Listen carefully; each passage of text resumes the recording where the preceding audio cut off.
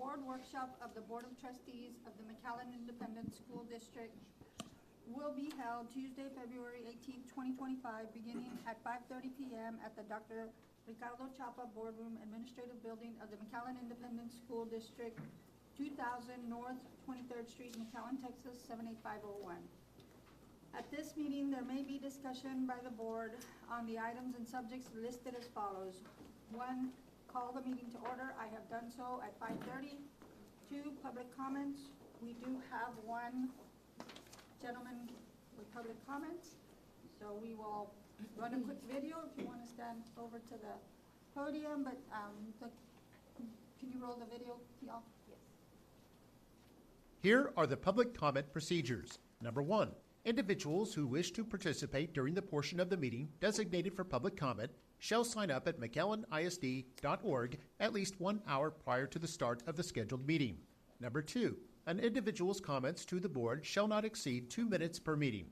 Number 3, the board shall not tolerate disruption of the meeting by members of the audience. Thank you. Okay, Información a personas para comentarios públicos. Número 1. Las personas que deseen participar durante la parte de la reunión designada por comentarios públicos deberán registrarse en McAllenisd.org al menos 1 hora antes del inicio de la reunión programada. Número 2. Los comentarios de un individuo a la Junta no excederán de 2 minutos por reunión. Y por último, número 3. La Junta no tolerará la perturbación de la reunión por parte de los miembros del público asistente. Gracias. Okay, Mr. Falato, we have 2 minutes for you. The timer will be on the screen. We will not interrupt you, and the timer will start when you start. Okay. Well, I'm Mr. Falato. I'm an astronomy teacher at Memorial High School. I also teach IPC. I was here a year ago, and it was about the teachers changing from 6 teaching periods to 7 teaching periods and to lose one of our planning periods, to go down to 2 from 1. And I would like you to reconsider the decision that you made to go with the 7 period teaching period day and only have 1 conference.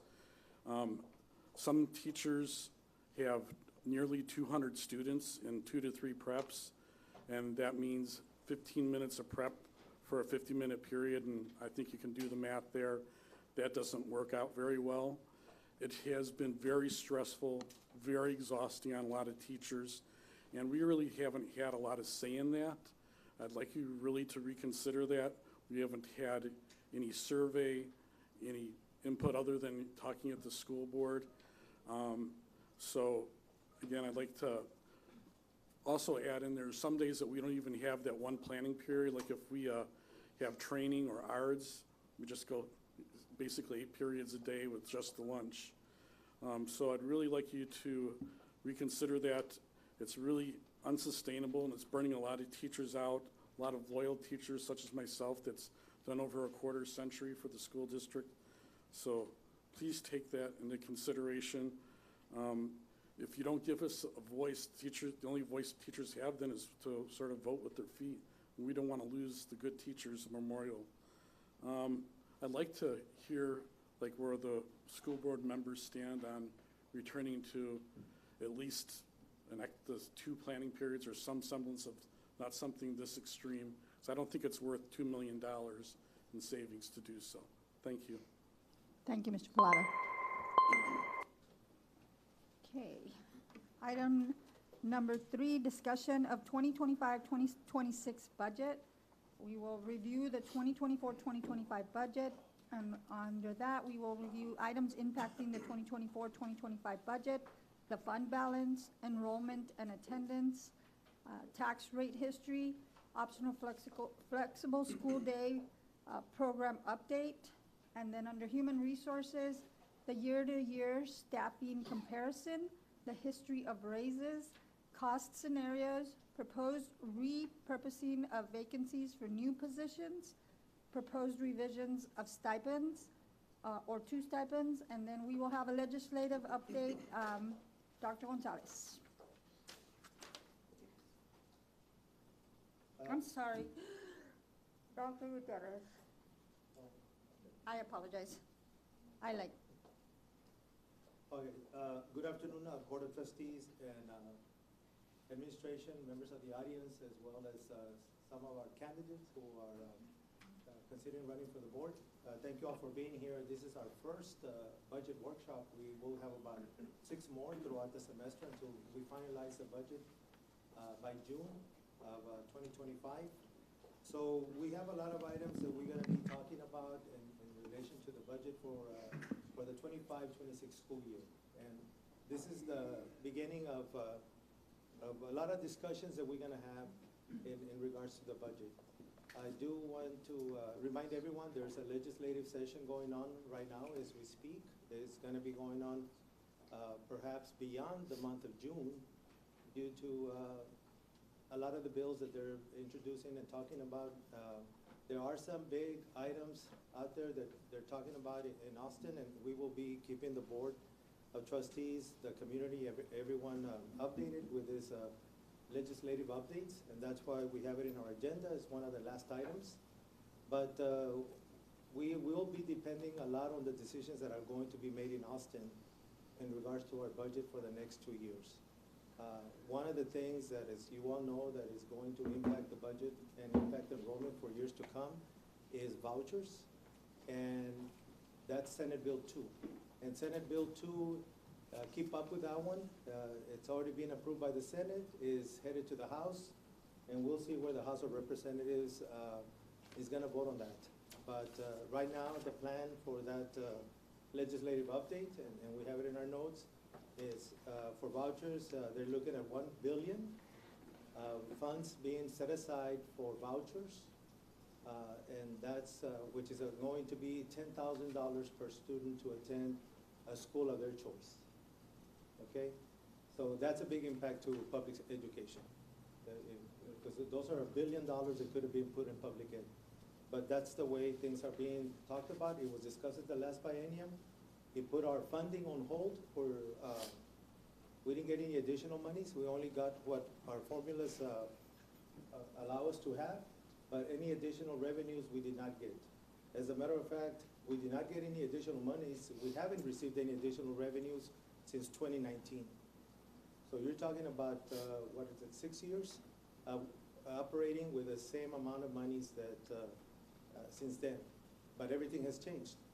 There was a COVID in between there. There was inflation, about 20%, close to 20% of inflation. And there's been a lot of other factors that have contributed to the cost of living much higher, but yet public education has not had any additional money since 2019.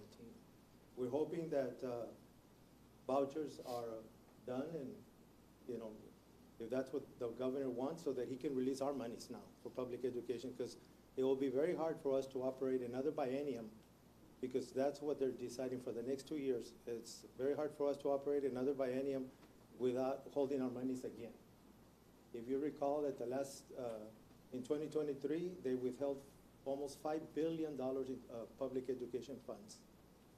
And we had to make it work. And that's why we made those difficult decisions that we had to make, because we promised ourselves 3 things that we were going to do. Number 1, we were going to sustain all programs for our kids. That is non-negotiable. And that would continue to be priority number 1. Priority number 2 is that we're not going to lay off employees. We're not going to do that. The federal government is laying off a lot of employees, thousands of employees. School districts had to do that before because they were approving deficit budgets. We will not work, that would be another of my priorities, to keep everyone working without laying off employees. And then number 3 is continue to give salary increases to all our employees that deserve it for working so hard. Those will continue to be my 3 priorities moving into this budget.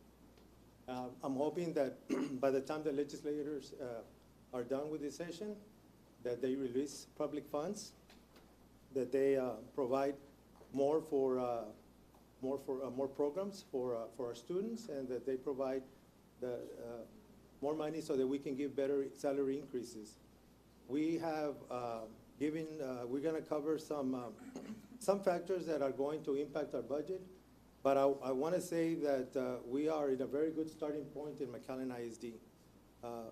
We're not we don't look like we're in a deficit like we were last year at this time of $20 million because of the work that we've done, all of us, and we've had to make a lot of sacrifices. But our budget looks better because we have done some decisions that have helped and that makes this coming budget better for everyone. And so we are here in a better position than we were last year at this time.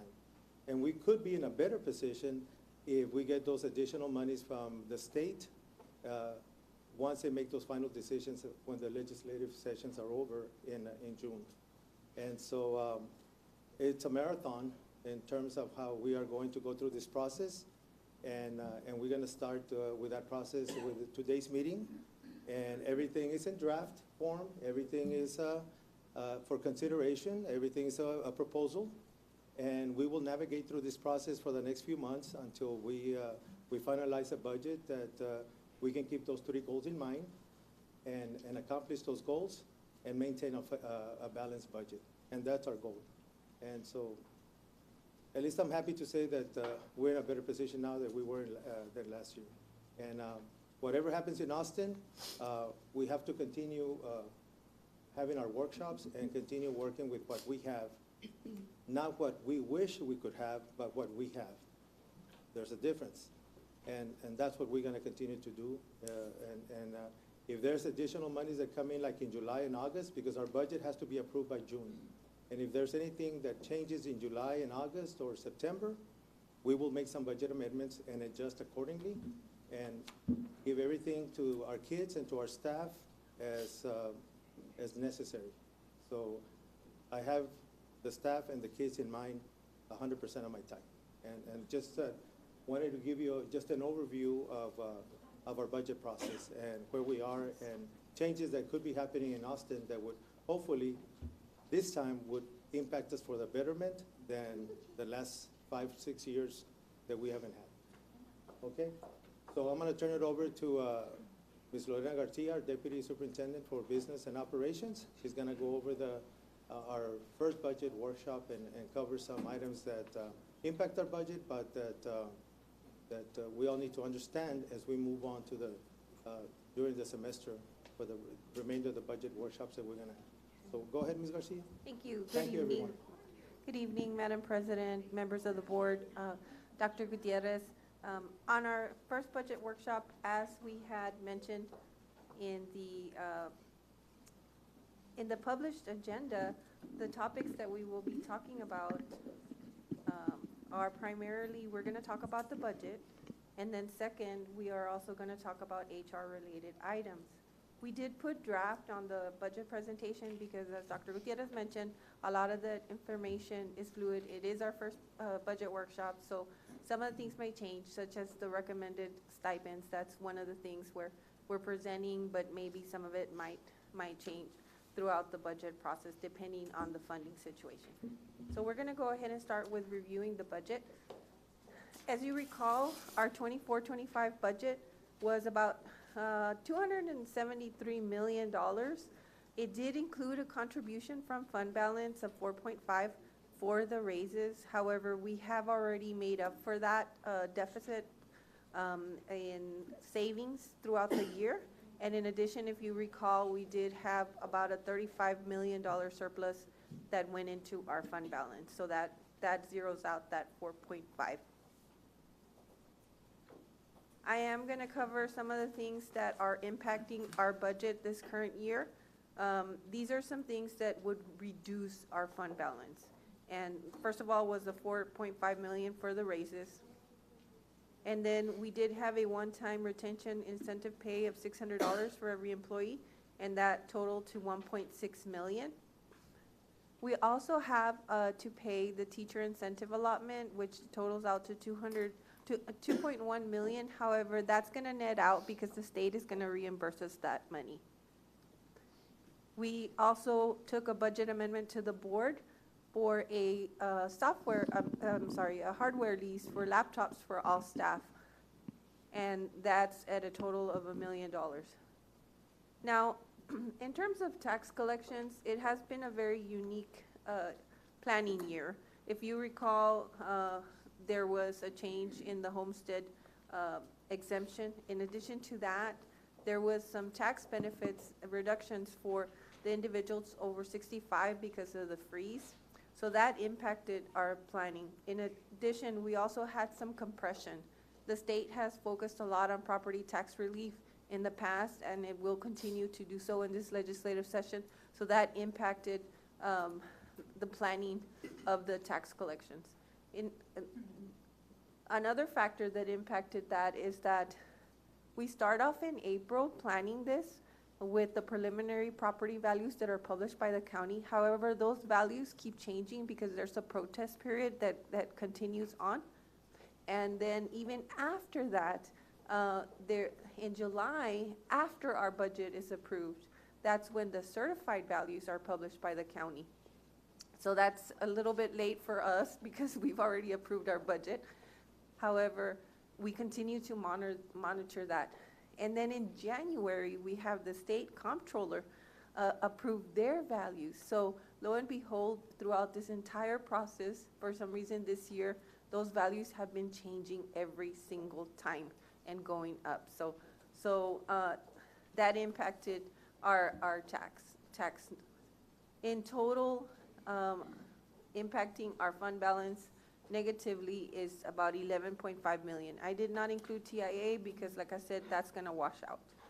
But on the good side, we have had more increases to fund balance than we had reductions. So that's why previously I did mention that the 4.5 million had already been zeroed out.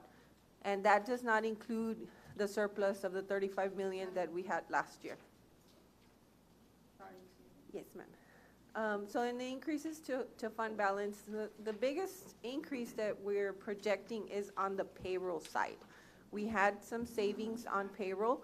One of the biggest things is in the summer, after our budget was approved, we had vacancies, positions that we didn't fill. Part of it was because of the planning period. At the secondary level, there was several secondary positions that due to the master scheduling, how it worked out, we did not have to fill those positions. In addition to that, you have natural attrition happen throughout the district. You also have waiting periods to fill positions. Like, for example, we would post a position and we wouldn't get it approved, or we would wait maybe 2-3 months. So that whole time, that payroll savings is getting accumulated. So within our budget, this year, we have about a little bit close to $11 million in payroll savings. That at the end of the year, we will scrub that, and that will go into fund balance. Do you want us to hold our questions till the end, or do you want to interact? Dr. Gutierrez, so what would you prefer? I think if you can take notes of the items that you have questions, that way at the end we can answer all the questions at one time. Is that okay? That you can make note of that, or? I think it makes more sense to have the conversation because We go? I think so. Yeah. Okay, all right. Yeah, waiting to the end kind of loses it, so. Okay. Okay, we also had some ESSER funding. If you recall, last year we did move about $8 million of ESSER funding into the fund balance. Well, this year we reclassified the remainder of that ESSER grant, which was $6.8 million. In addition to that, we are looking at an increase in interest earnings of approximately $3.5 million. Now, remember I talked about the property taxes and how that has changed throughout the process. That impacts our state funding.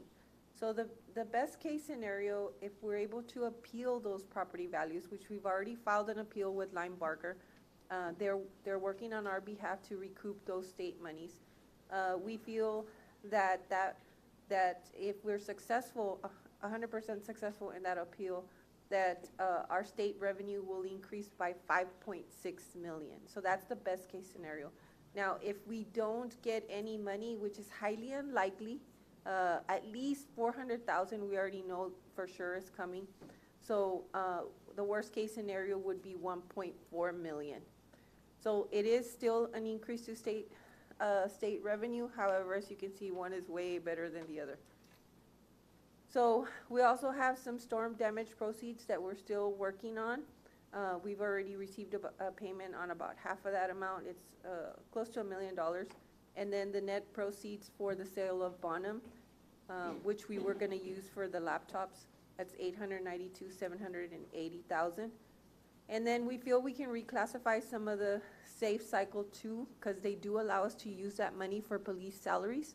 So we'd like to take advantage of that. There's some uncommitted funds for the Crockett roof hail damage at 303,000. And then we just recently received a rebate on our credit card usage for 111,000.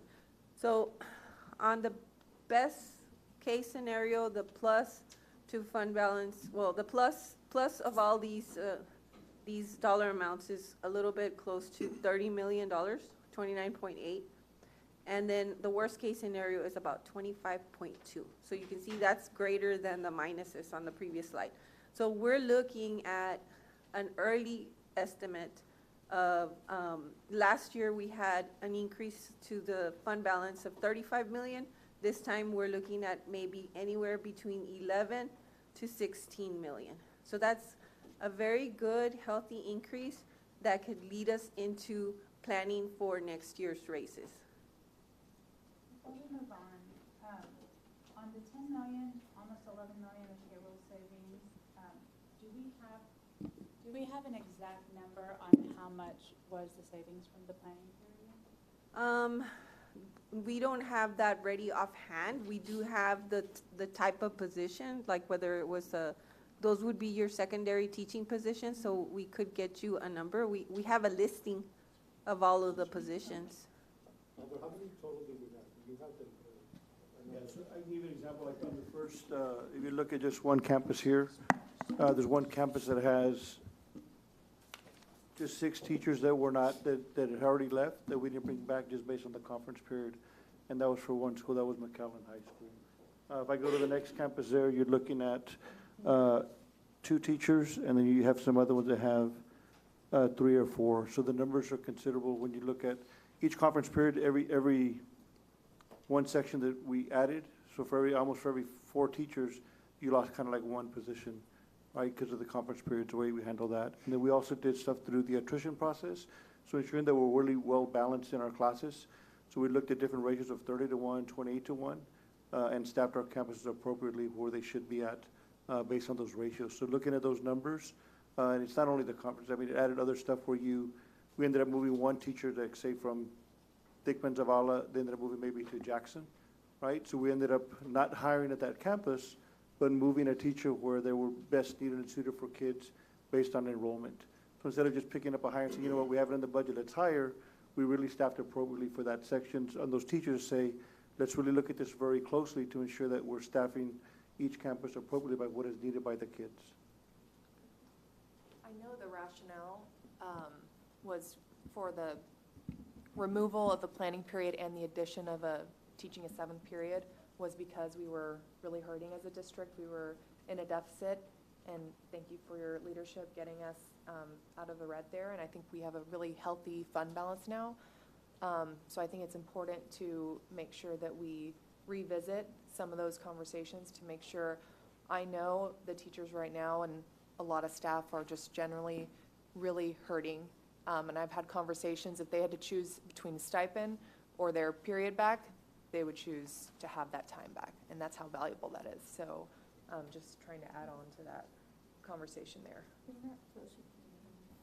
Yeah, on that same note, even one teacher did recommend or mention that even instead of a stipend, foregoing a larger salary increase in order to have her planning period, which she's close to retirement, and which speaks volumes because towards the end of your tenure, you want to increase your salary as much as you can to ensure your TRS benefits. So I hope that we can continue the conversation, and if we can get a definite dollar number of what that actual cost was, I think that'll help us determine our planning for next year.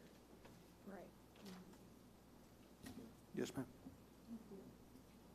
Now, this number is from July 1 till now. That doesn't include the savings that we presented prior to that in the summer. So there was some additional savings there.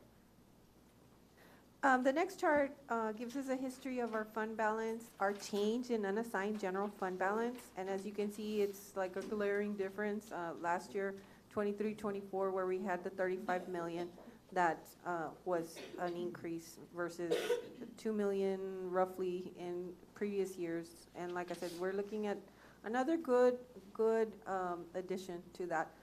We're hopefully is what we're anticipating. Unassigned fund balance history, this gives us the unassigned fund balance. It was, at the beginning of the year, it was 58 million.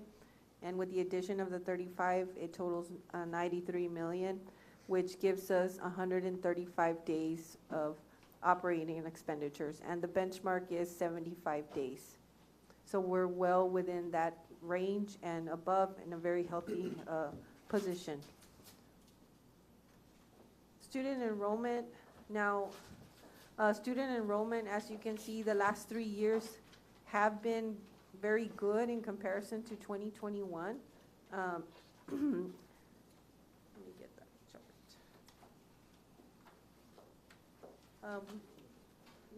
We have not dropped as much as we had in those prior years. So we've maintained our student enrollment. The green line is the attendance rate, and we were at 93.4 average, and this year we anticipate being a little bit higher than that.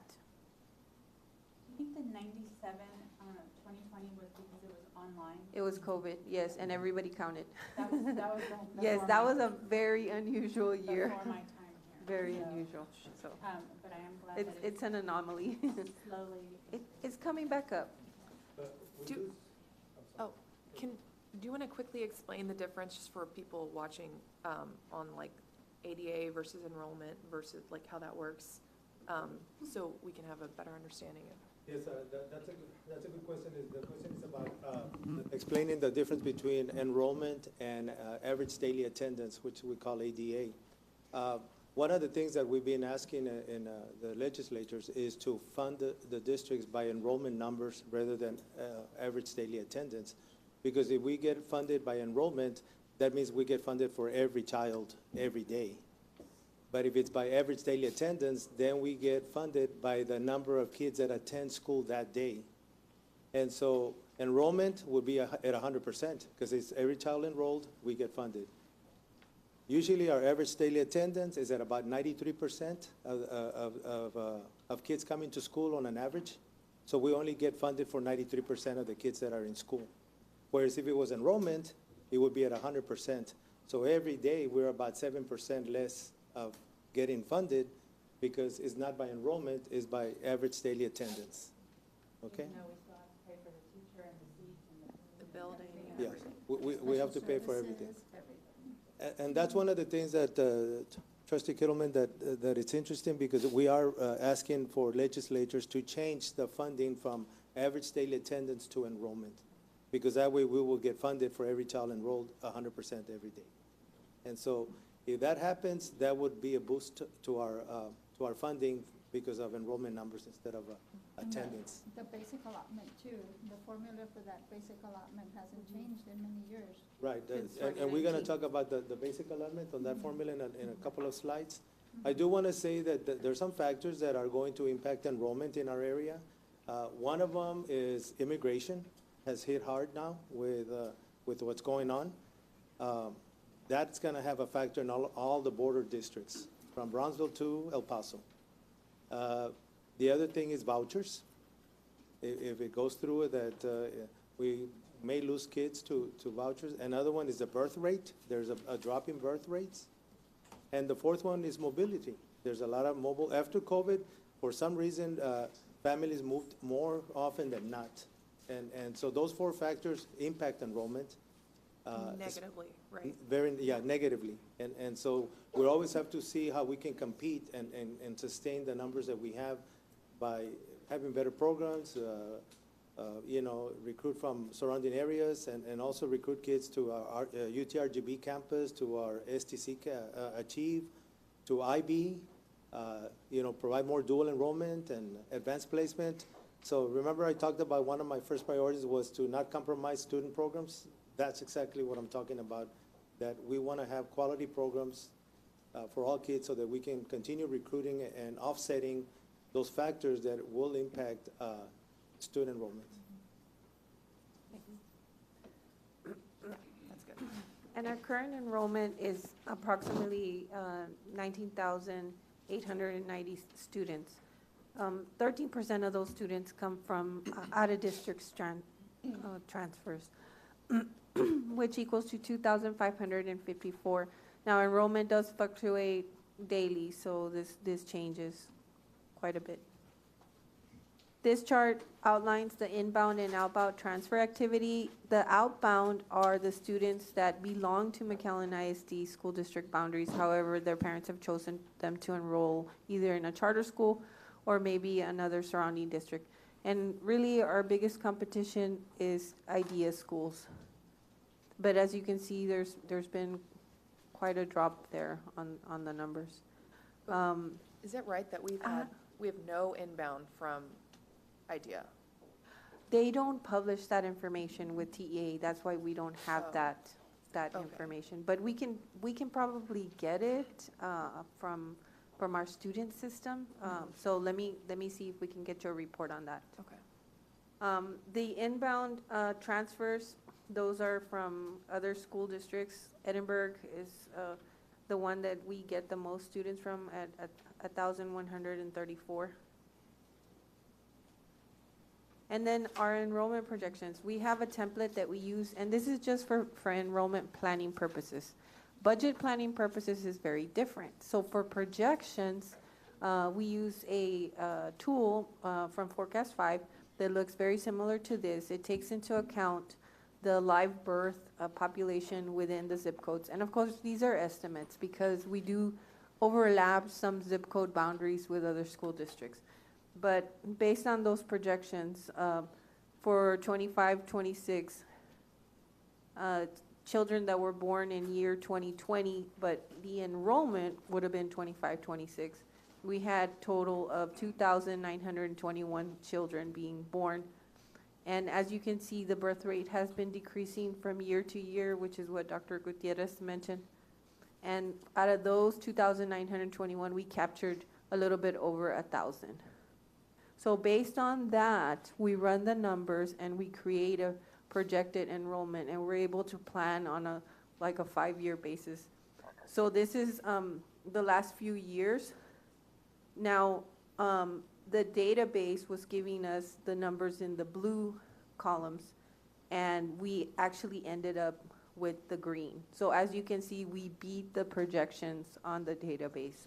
So we have been doing a lot to retain students and to recruit and attract.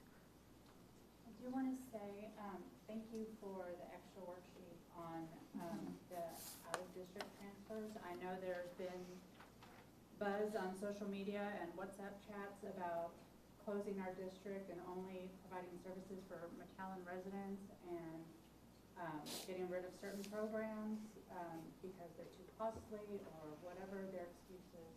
But by this chart, it looks like we get about $17 million in funding because we have an open enrollment district. That's correct. And we allow out-of-district transfers. Just for our high schools, I calculated 850 for Mackay Memorial, Rowe, Menta ING, and to Lamar, which is huge. They make up the bulk of our out-of-district transfers in addition to Morris Middle School, which is really high as well. So I'm glad that we continue our efforts to recruit out-of-district transfers because those residents that live outside of McAllen ISD and choose to come to our schools is proof that we're doing right by our students and that we are offering the programs that families in our near area are searching for, and we're the ones that provide that at an A district. So just wanted to say that. Thank you. We have very unique programs, like the IB program is very unique that nobody else has. So we need to capitalize on those, and we've talked about it as an administrative team. to capitalize on our programs that are unique, and that way we can attract kids from surrounding areas to come to McAllen ISD. And then we have the UTRGB, the campus, Achieve, AP, Dual. So it's a combination of programs that we offer, and very successfully to continue recruiting kids. IB had 140, Collegiate Academy 123, and that's encompassed in the 850 from the comprehensive high school. So I think, 500 choose to stay at the comprehensive high school as well.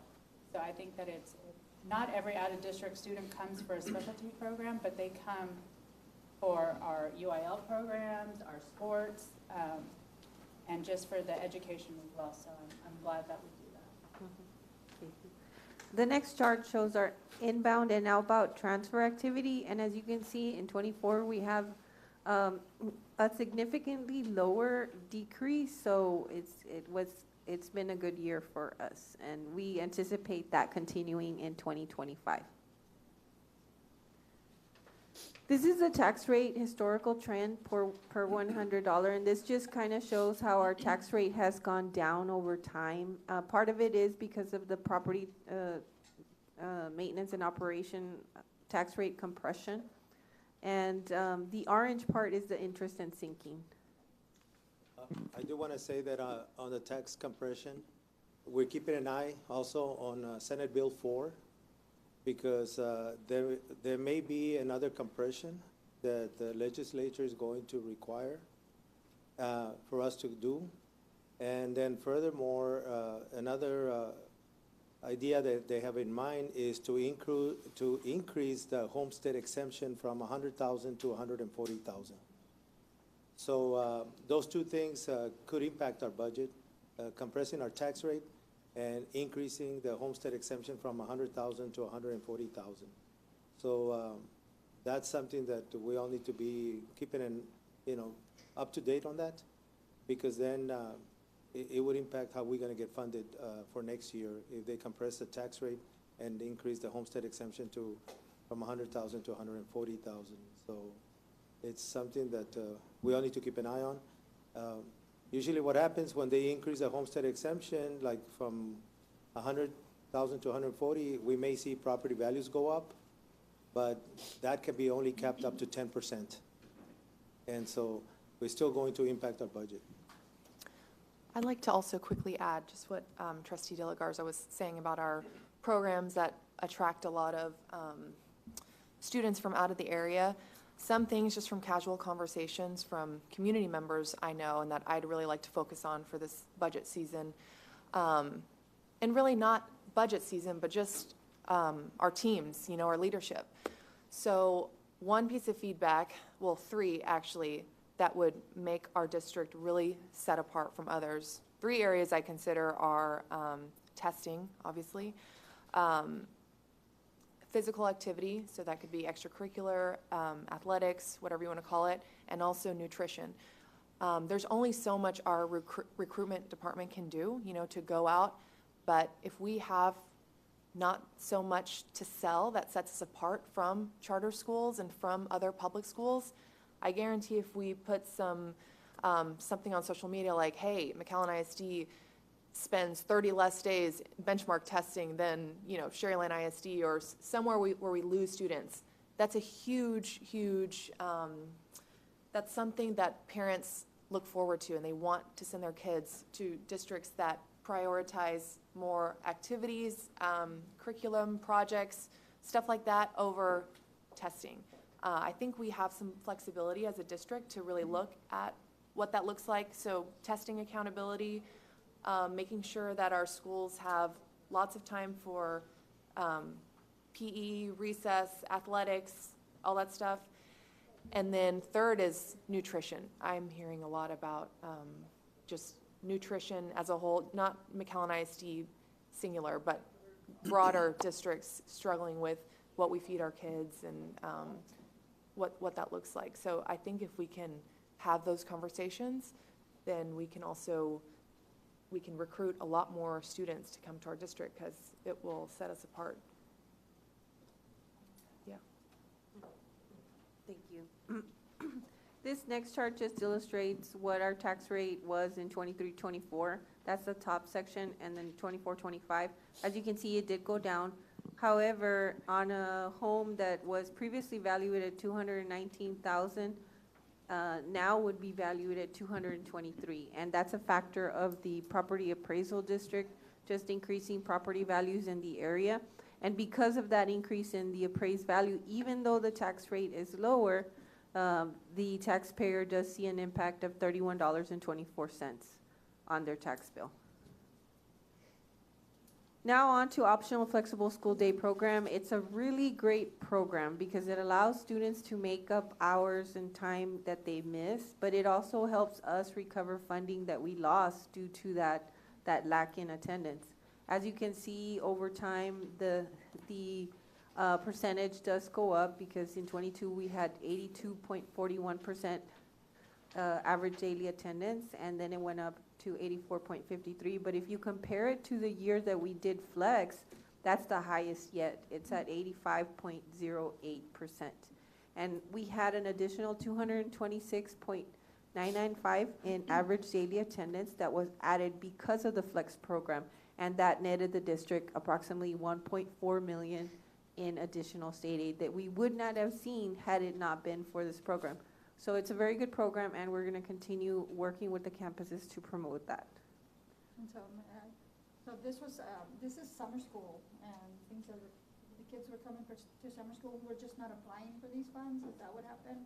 Yeah, well, these are the kids that have excessive absences during the year that can make up attendance through the flexible school day that the board approved, and it allows us to, it allows us to recapture some of the lost money because of absences, that the flexible school day gives the students a chance to come back and make up those days, and the kids don't lose credit, and then we don't lose funding. So it's a win-win. It's a win-win because of the kids and us, the district, being able to recapture some of the funding. They're also able to make up some of that time during the school year. Okay. This is not just the summer. Is it an annual approval that we have to do it every year to approve flex, or once we approve it, it's? Every year we have to submit a new application, and it does have to go to the board for approval. We're probably gonna bring it earlier this year because the state takes a while to get back to us, so we're like just waiting to start. So we'll probably bring it earlier this year. And now this one is the staffing. This is October to October because October is our snapshot day, October 25th.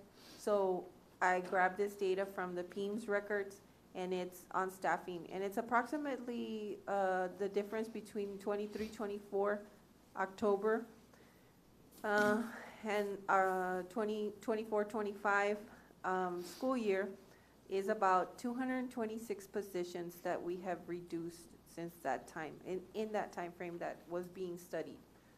The approximate savings there is 11 million. The difference between that number and the number that we had in the previous section is that number was taken into account starting in July, and those are budgeted savings. These are total savings from one snapshot day to another, just so that we can have a point of reference. Now, if we were to look at some raise increase scenarios, I brought some numbers to share with you. A 2% increase that would also include the fringe benefits associated with that increase would cost the district a total of $3.9 million for all staff. And the cost to 199 would be $2.5 million. If we wanted to do a 3% million, that would cost, 3% increase, that would cost 5.9 million, and to 199 it would be 3.8 million. Now, a 4% increase across the board would total 7.9 million, and cost to 199 is 5.1 million. So each percent is 2 million more than. Basically, yes. And then this is just a chart of the raises that the district has given in the past, just for your reference. And then the next chart is any additional increase, like a retention stipend, for example, and when there was ESSER money, the holiday pay. We are proposing taking some vacancies, and repurposing them to create several new positions. We do feel that the middle schools do need some help within their bookkeeping staff because they don't actually have a bookkeeper. So we were planning on recommending to the board one at Morris, one at Kathy, which are the two highest enrolled middle schools, and then having two more to be shared amongst the remaining 4 campus who have lower enrollment. We also feel like we could benefit from an additional mariachi teacher, but this one would be stationed at the middle schools to begin that program, and then they would also assist the high school. And I have the campuses. I believe it was Fossum, Kathy, and, what was it? I'm sorry. I said it. Go ahead, Ms. Loya. Go ahead. It's a workshop. There's no microphone over there, so I stole the mic. she doesn't need the microphone. Good evening. It's Fossum, Brown, and Travis. Brown and Travis. They're the ones who've had the pilot program. And Brown is overflowing with kids. They currently have 33 kids in one class. And so we would like to expand and see if we could get our middle schools involved in the mariachi program at this time. Fossum, Brown, and Travis. Right. And I have some questions. Going back to the bookkeepers, would they be at clerical pay grade 4? I don't know if that's up on my head. That's what we have at the, Dr. Gonzalez can check. Yes, what we have at the high school. we And already who have bookkeepers. Is this to keep track of like fundraisers? Is this for like athletics? would or is this be- under the No, principal? it would be under the principal. It's to keep track of all the campus funds for campus activity funds, their general funds, their fundraisers, and also to be able to work with the sponsors, the coaches and the fine arts sponsors and CTE sponsors that also collect money and needs to be deposited and reported. Who does it now? The principal secretary? Right now, it's the principal secretary, and they're very stretched. What we've done is we've gone campus to campus and meeting with the principals and their team. We've taken the finance team with us as well and kind of gone over their budgets, and the same pressure point that we keep hearing at the middle schools is they need help because their secretaries can't do it all. But is it enough to Figure. have a full-time person there? Or could we pivot and maybe add a library assistant that could do part-time bookkeeping, part-time library assistant? I just know we've downsized all of our libraries, and with, you know, artificial intelligence coming, and then middle school is when you're learning how to write your papers and all your bibliographies and all that, and you really need all that help in middle school. I feel like we need more resources in the library, so could we maybe pivot and do part-time bookkeeper and part-time library assistants? Just a thought, something, I mean, you don't have to answer right now, but I think that might be a good solution to help out in the library, then help out with doing bookkeeping, because I just don't know if bookkeeping is a full-time job on that campus. As it relates to the mariachi teacher, that stipend, $8,500, it's on another page, we're gonna go in there. That's more than the head band director makes at a middle school that has 100, It's You know, equivalent to the assistant mariachi at a high school. at a high school. Okay, but this is for a middle school program. So a middle school program has the choir director, the band director that make only, it's $6,500 and $7,500. This is an $8,500 stipend with 15 extra days. 15 extra days is another $4,500, so it's really it's a $13,000 stipend. And right now, there's 33 kids at Fossum. I mean, at Brown, how many kids are at Fossum? Okay, at Fossum, there's, I think it's 15, because we had tried to cap it at 15 because of our other programs. At Brown, we couldn't stop, parents were continuing to try to go past the cap. However, this director would also serve as a high school assistant director, and also in order to make sure that they get the 6 classes, they would be going to assist each high school. I'm sorry, I forgot to go get it. They would be going to assist each high school, and they would also be responsible for going to the evening events at the high school and the evening competitions and the weekend competitions, the same as the assistant currently does at the high school. So the same duties would pertain to this director as well. So I just don't understand though how, I mean, I love fine arts. I understand. But when I see mariachi in middle school, it worries me for a couple of reasons. Number one, it's like mathematics. You have to learn the multiplication table before you throw them into algebra. And so in my mind, you have to join band or orchestra or choir to learn how to read music, write music before you can start to play mariachi, because in mariachi, they don't teach you how to read and write music, right? The notes, so to speak. They do, and our mariachi directors are currently certified in music. And so I have asked them that very question. So what we've tried to do here at McAllen ISD is we've had a well-rounded mariachi program to encompass that, or to ensure that we have a trumpet director, a violin, armonia, etc. So that way all of those needs are met. And so our directors, because McAllen ISD is very unique in this endeavor, we travel. And so all of our directors help one another to ensure that there are no spots that will hit us harder. I think the solution to that would be to raise the stipends that we already have for the band directors and the choir directors at middle schools from their $6,500 to the $8,500 to make them equivalent. I think it's a wonderful idea for the mariachi directors.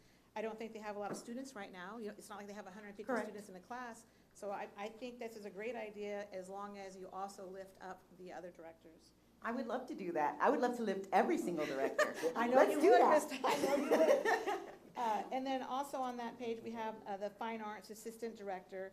Is that going to be at the same as an assistant athletics? Is that going to be an AE7, or is that a different pay I was grade? hoping to have it to be the same as an athletic director assistant.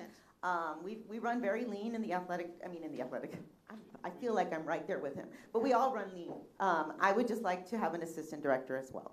Well, no, Dr. Gutierrez and I talked about this last year, so I appreciate him throwing this in there. I mean, we all know fine arts, the numbers are huge. If you look at our budgeted funds for fine arts, it was what, 2.3 million? So if you divide that up between the kids, the student ratio, we only spend $254 per student. If you look at our athletics, it's over $6 million.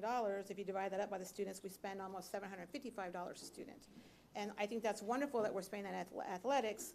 I think it would be even better if we're spending the exact same amount in fine arts. So I think it's great that we're moving in that direction, doing an assistant fine arts director and the mariachi for middle school, but I think we also need to lift up the other stipends to make them equal, because I would be pretty upset if I was a middle school band director and my stipend was only $6,500, and the mariachi guy that only has 33 students at my school or 15 over there is making more than me. So just my thoughts on it. Noted, and I will definitely look into that as well. All these stipends that we have, they're being proposed. I mean, as we navigate more through the budget, the remainder of the semester, we'll make adjustments accordingly. Our next budget workshop that we have set up, I believe is on March the 4th, we will bring a rough draft of the compensation plan. And once we put that compensation plan to the board, bring it to the Board of Trustees, you'll see where these positions are going to fit in as far as the pay grade, as well as we'll continue to polish up and work on those stipends at the next meeting. So right now, we're just putting out the initial steps that we're taking on what requires stipends, how much are we looking at, and then we'll adjust as we move on. And based also on the input by the Board of Trustees. Thank you for that. Okay, now moving on to the proposed revision to stipends. In the bilingually funded program, we do have a teacher coach English learner that's, we're recommending moving from $2,500 to $3,000, the same for the bilingual ESL teacher coach. We are removing 8 teacher dual language project teachers, and then creating a new stipend that is for dual language campus lead teacher, 10 at $500 apiece. For career technical education funded stipends, we are proposing 2 new ones: Texas Association of Future Educators at $2,000 and Texas Restaurant Association at $2,000 as well. We also are changing the quantity on the DECA stipend from 6 to 7, and the First Tech Challenge and Lego League from 6 to 7. For dyslexia funded change in quantity of stipends, the certified academic language therapist is going to be going from 1 to 8, and the certified language practitioners from to be determined to 4.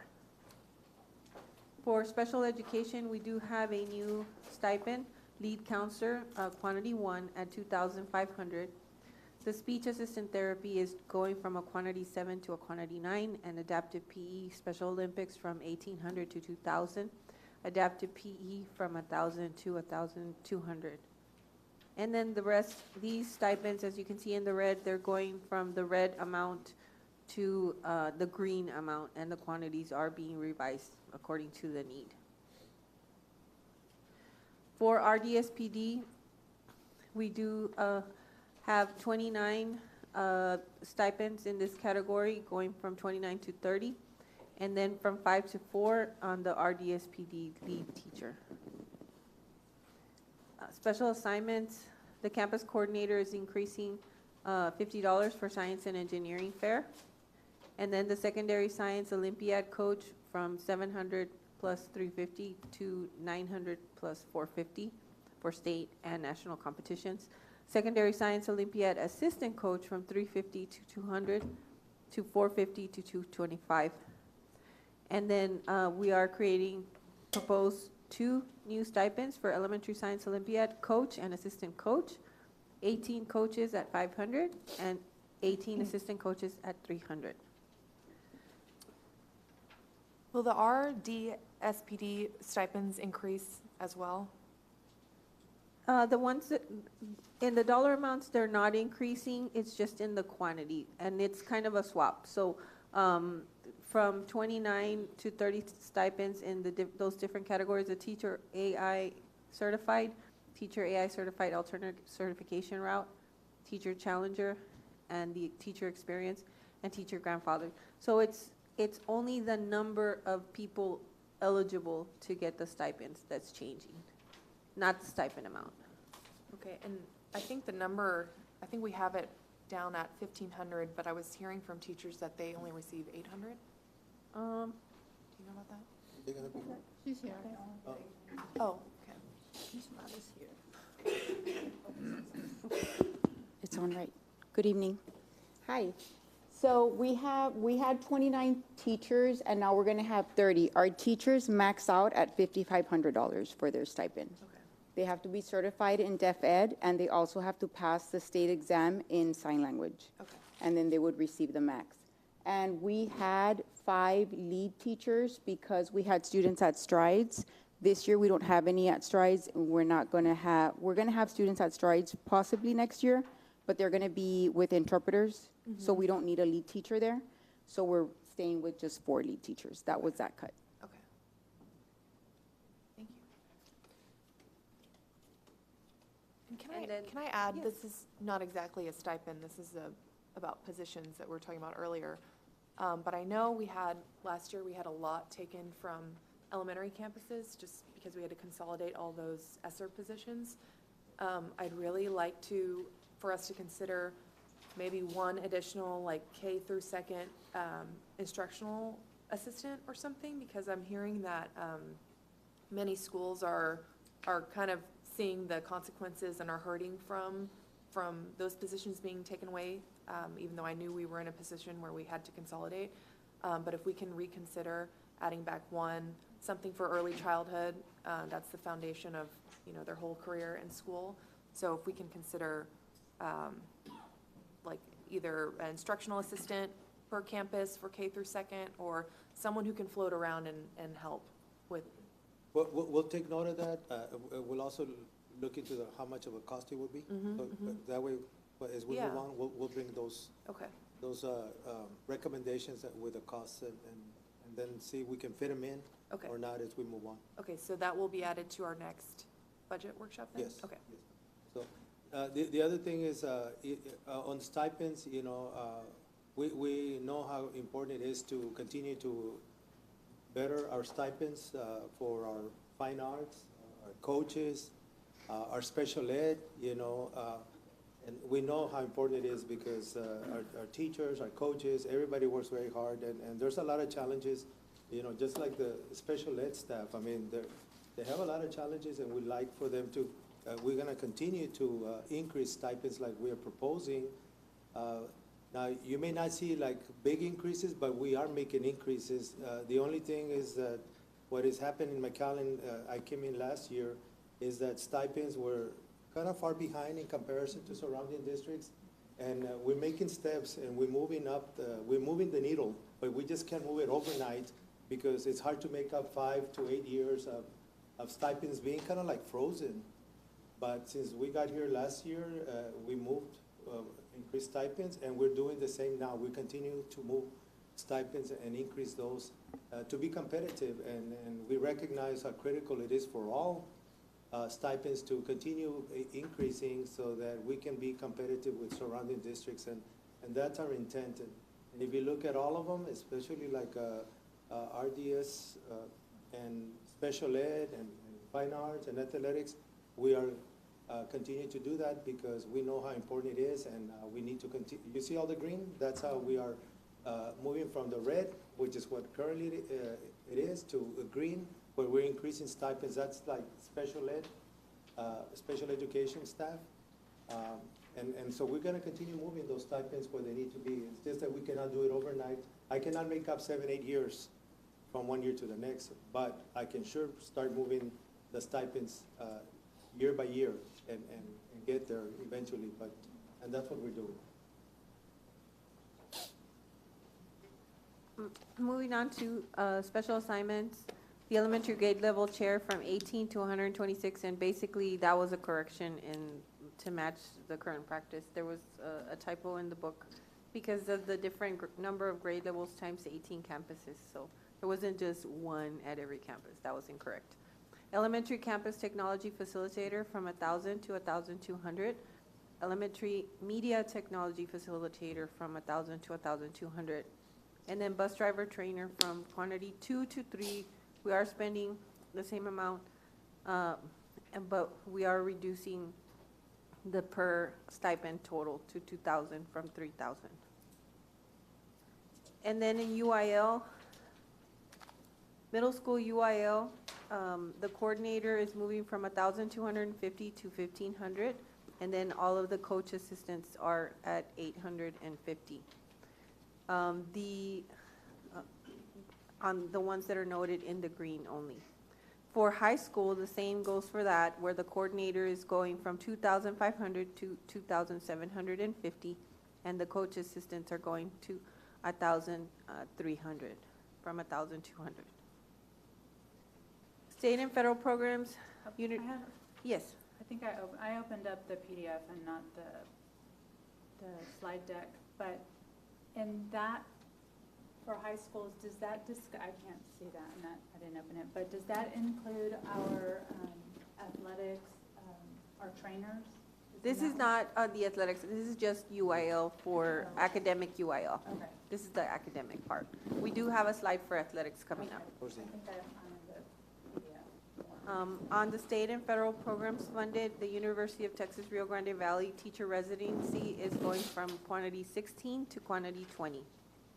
And then for fine arts, we did discuss assistant choir director from 4,000 to 6,000.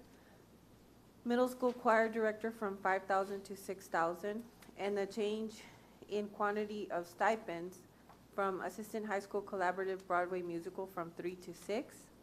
And then new stipend for mariachi director at 8,500 for 15 days. And of course, these are just proposals right now, recommendations. Again, on there, I know we're trying to push the needle. I know it's been stagnant for a while, but again, on there, you're talking about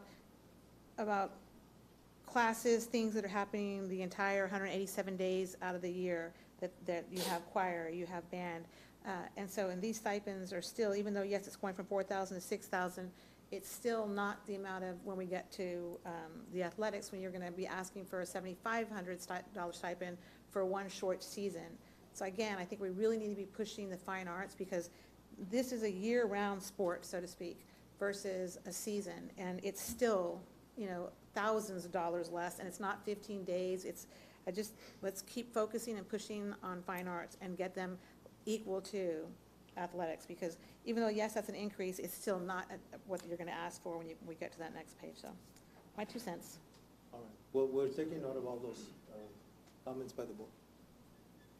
For moving on to athletics, the new stipend being recommended is special teams coordinator, and it's 7,500, which is the same as the other coordinators, football coordinators. So Now, that special teams coordinator, it's also 15 days, so that's 4,500. So it's really a $12,000 stipend. Just want that in people's minds. okay, the extra days for the coaches right now is currently being paid at a certain rate, and we are recommending that that be changed to the teacher's current daily rate, because that's basically how all the other stipends for the most part are paid. And then the athletic trainers that do cover the middle school events, we would like to recommend that they get paid at their current daily rate for any time they do that additional duty. I see that Mr. McClenny's here. Mr. Yes. McClenny, on that one, the athletics trainers covering middle school events, does that include, so we have several kids that are moving on to regionals and hopefully to state in powerlifting right now. It's really hard, and I attend those. I try to attend the powerlifting, it's my sport. And so a little bit partial to it, but my concern is that you have the 3 high school coaches and you have multiple kids at different events, and to spot them and to get them where they need to be, it's really chaotic. And so do middle school trainers help to cover those? I'm just afraid one of our kids might get hurt because of the, you know. We don't have middle school. Well, any of our athletic trainers covering middle school events, are there any, but can any of the trainers assist with that? Do they assist with that? I'm just. Usually from the my trainers cover the home events, and sometimes they'll go to playoff games if there aren't a lot of events at the campus. So they the cover, coaches we are have out there. one middle school trainer. That one middle school trainer is helping out at Rowe because we have one of our trainers that is fighting cancer right now.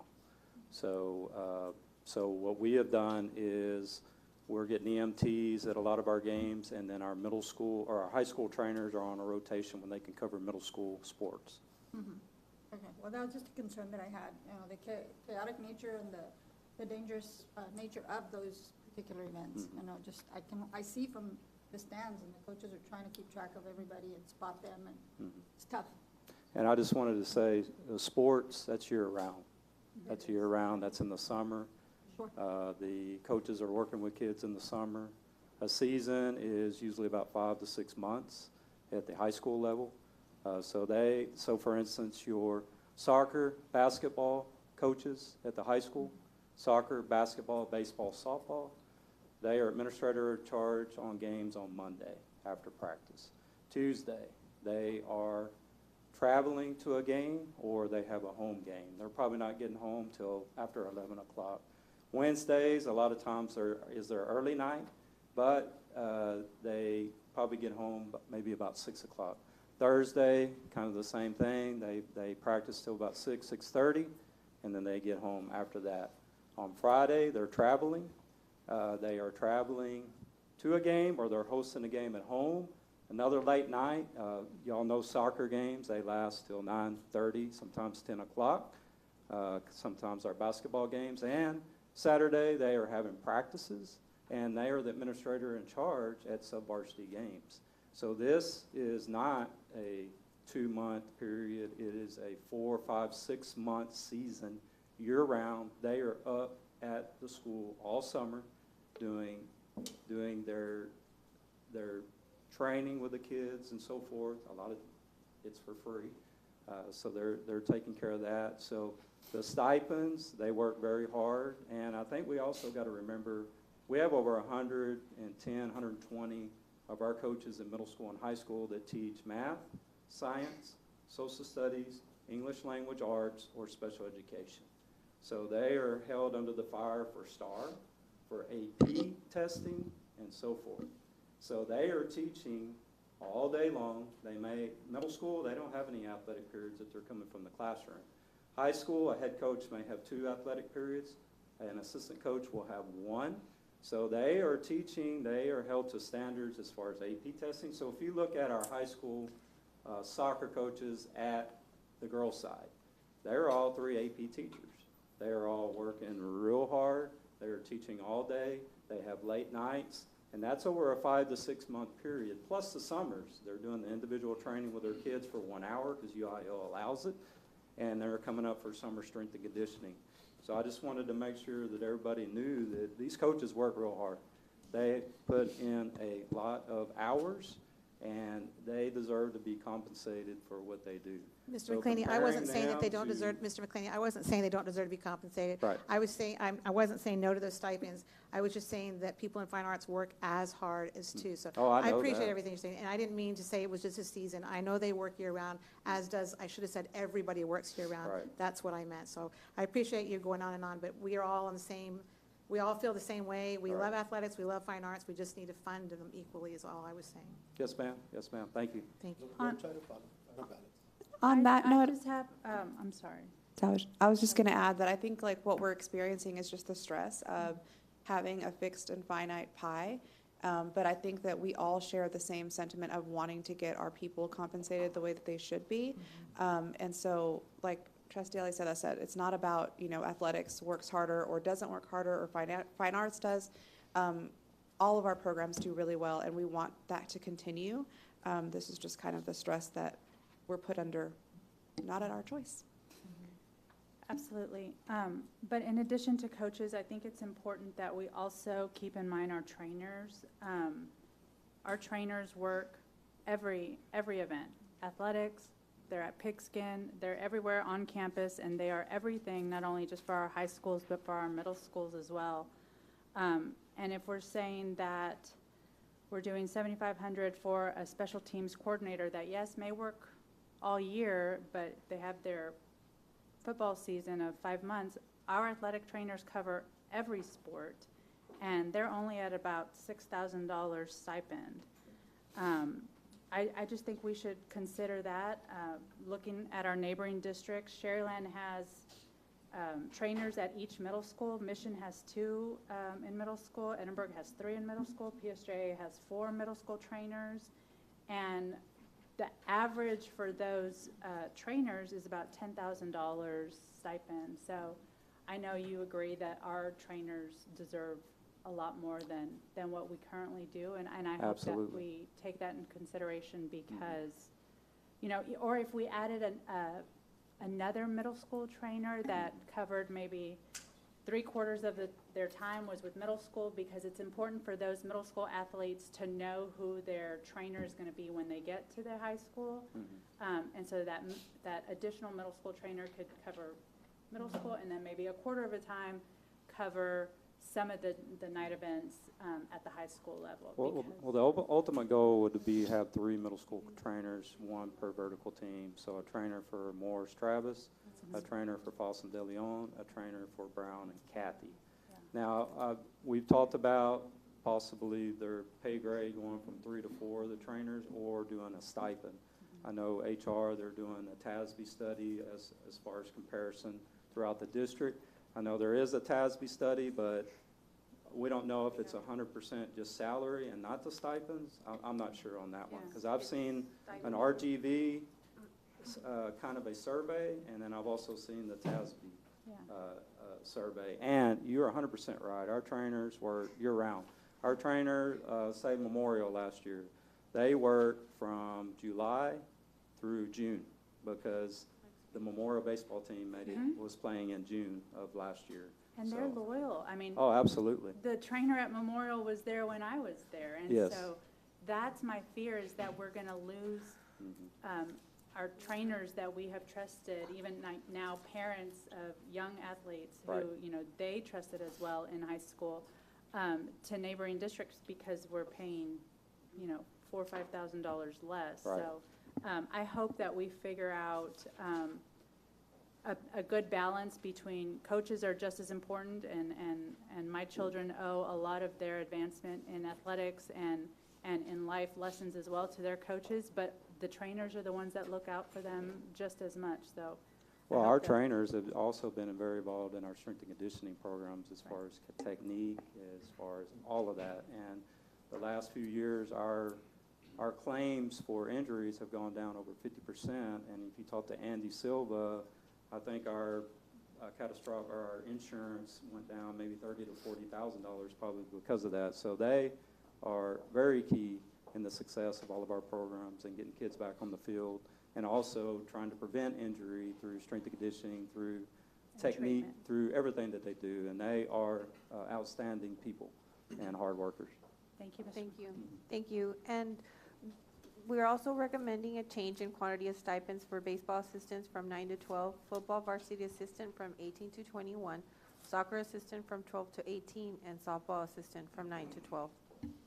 Moving on to the legislative update, I'm just going to go over some of the highlights on here because, for the sake of time. This state has a $20 billion surplus at the start of the January 14th legislative session. There are quite a bit of bills. It's been said that this is going to be one of the largest year with legislative activity. As you can see in this chart, funding the last 2 years has been at its all-time high. Texas lawmakers will have $194.6 billion to spend for the next budget, according to the comptroller. They have $4.5 billion in contingency rider for school finance and $1 billion for education savings account.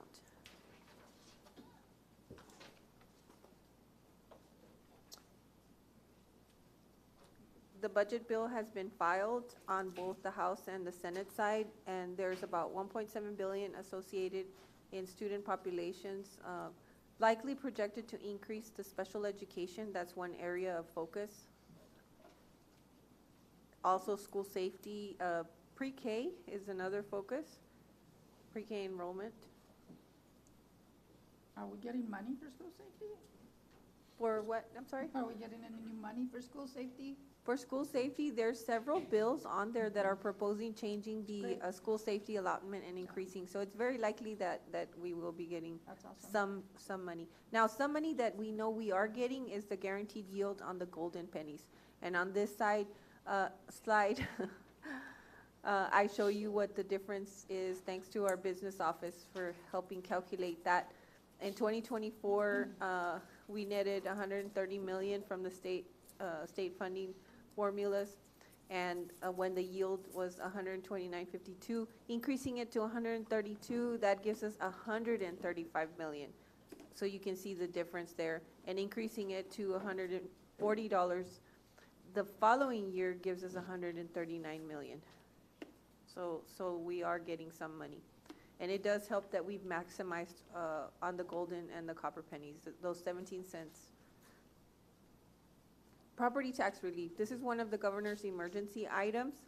Now, in order for lawmakers to pass any bills within the first 60 days, the governor has to declare it an emergency item.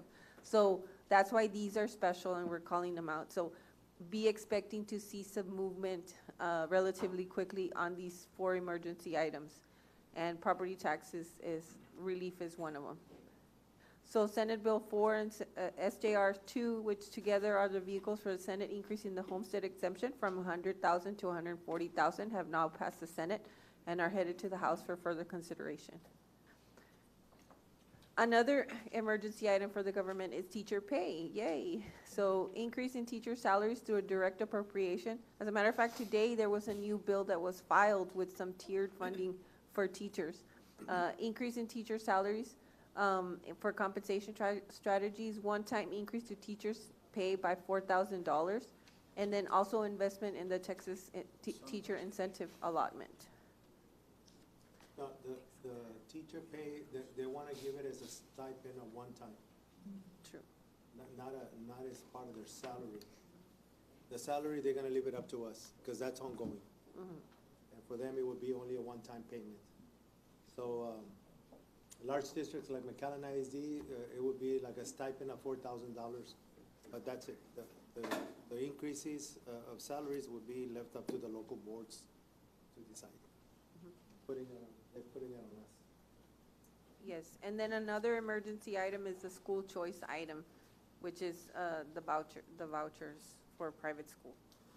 On the basic allotment, there's some bills on there that are moving to raise the basic allotment from $6,160 to $7,075 up to $7,660. Now, Mo Casey says don't hold your breath on this one. So I mean, we hope to see a change.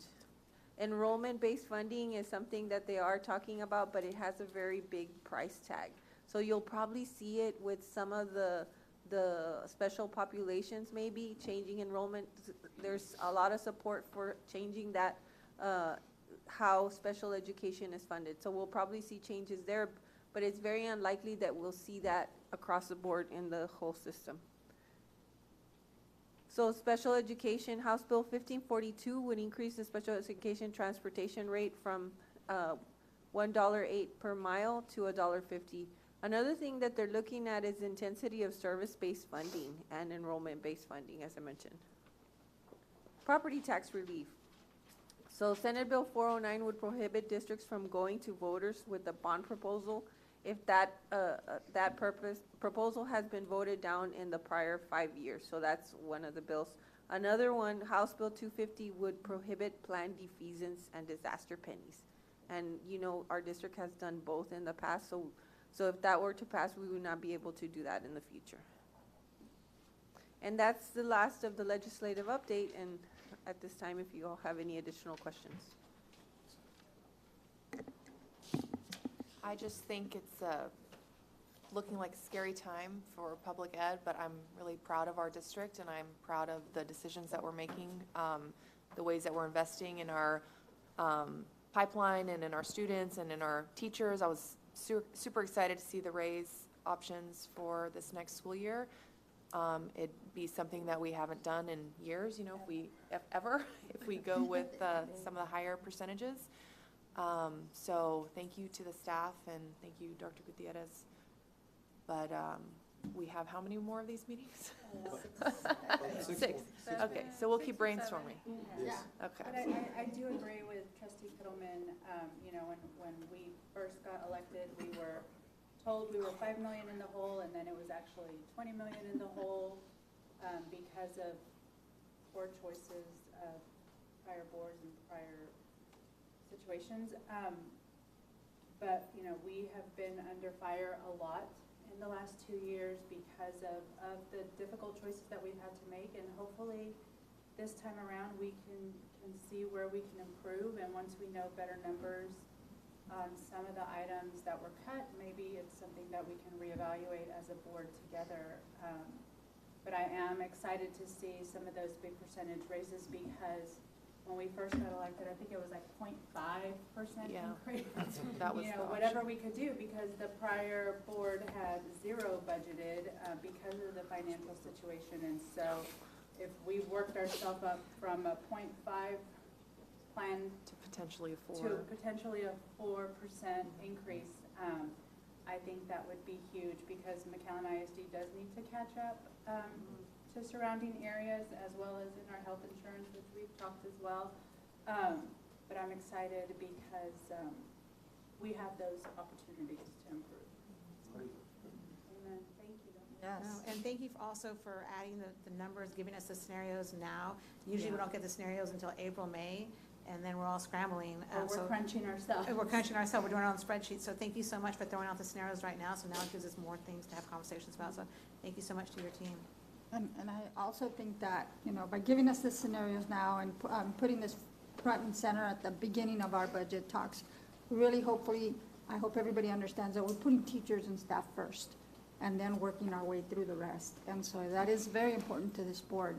And so, you know, great work, good work. I know we've got a lot to do and a lot of numbers crunching, but thank you very much, everybody. And I'll briefly echo that same sentiment, and thank you, Dr. Gutierrez, and the team for putting this first. I think that we have all said it from the beginning, at least of my service on the board, of if we are about people first, then why are we not talking about it at the beginning? So thank you all for listening, because I know sometimes, I mean, you could have not, so I appreciate it. Personally, I don't know how the rest of the trustees feel, but I would like to see some follow-up on the planning period as well, just some scenarios of what that would look like to have that repurposed where it was originally, and what that would look like. We took note of that, Okay, and we'll bring it, and we'll just look at the dollar amounts and see what we can do. Everything's gonna be a balance, you know, that we can do different things by the time we finish in June, so. And we'll have it in the discussion items every time we meet. Perfect. Woo. Are we done? Good job. Okay, so we need to adjourn, right? Oh, yeah. Do I have a motion to adjourn? So moved. Second. I have a motion by trustee Regalado and a second by trustee De La Garza Lopez. All those in favor signify by saying aye. Aye. All those opposed signify by saying nay. Motion passes 6-0 at 6:55 PM. 5-0. I'm sorry. 5-0. Oh, I'm sorry, 5-0. Motion passes 5-0, and at 6:55 PM, we are adjourned.